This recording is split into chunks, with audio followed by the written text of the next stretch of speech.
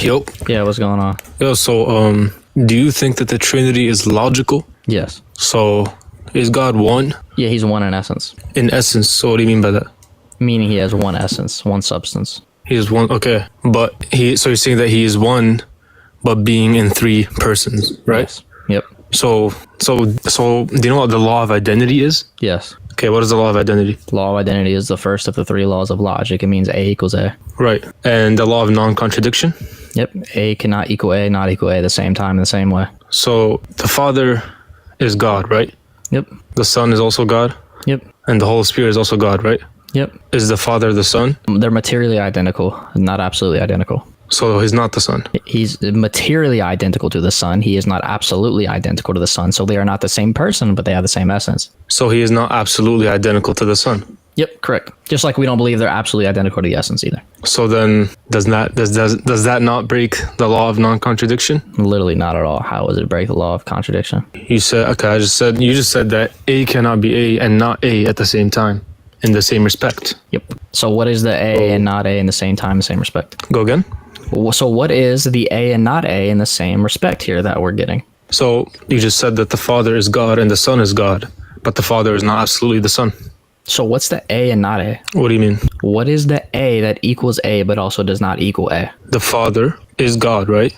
Equals God, yes. So let's say that God is C and the Father is A and the Son is B. What kind of is are you using? What kind of is are you using? Are you using an is of absolute or a material identity? What does that even mean? What do you even is? What you're using here? Yeah, what you're using here is a weird version of the law of transitivity, which states that if A equals B and B equals C, then A equals C. If the Father equals God and the Son equals God, then the Father must equal the Son. That's just wrong, though, because we're not using absolute identity. That only the law of transitivity only holds up in when using absolute identity, but we're not using absolute identity here. So wait. So then, what are we using? We're using material identity. And what is that? It means they're equal in substance or one in substance. Okay, give me 1 second. Okay, wait. So is that not still a contradiction, though? No, how's it a contradiction? So you're saying that they're not fully God, but they're a part of God? No, I literally never use those words ever. So, okay, so they're fully God, not just a part of God. Fully God means they're materially identical. Yes, they're materially identical, but they're formally distinct. So now you have three fully divine persons, right? Yep. So three gods, not one. No, three persons that have one essence. God is a description of nature, not personhood. Okay, so two things can be the same in essence, but not in person. Correct. Okay, is there any examples you have of that other than this? I don't think that there's any examples of the Trinity in the world. So then how is it logical? Bro, you think if there's not any examples of something, it's not logical? It's for something to be illogical, it must break one of the laws of logic. It does not break any of the laws of logic. But what you're saying is that it's basically a mystery. You can't really explain it. No, we're literally not saying that. We're not saying it's a mystery. We're saying that there is nothing example that identically reflects the Trinity.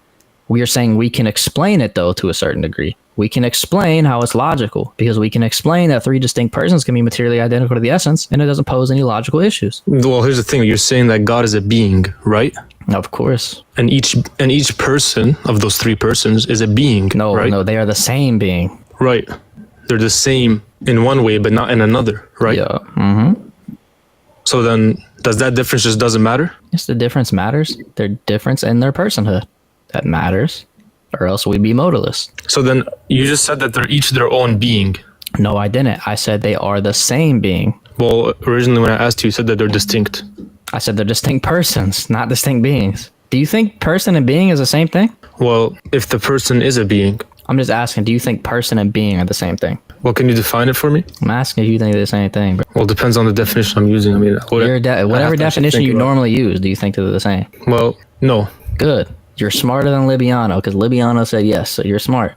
Okay. So, being, right, is just going to be a term of existence, while person is going to be an actual rational underlying reality to that existence itself. And just want to add something quickly, by the way, for the viewers.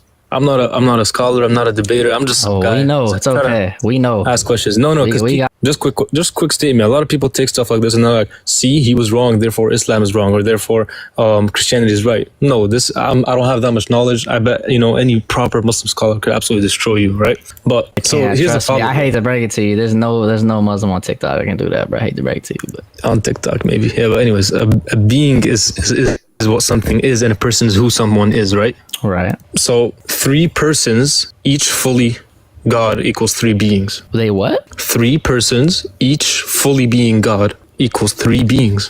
No, that would only follow if person is identical to being. If each person is fully conscious, fully divine, and can act independently, like so the Son prays to the Father, then you're describing 3 centers of consciousness. No. We believe the 3 persons have the same mind. Okay.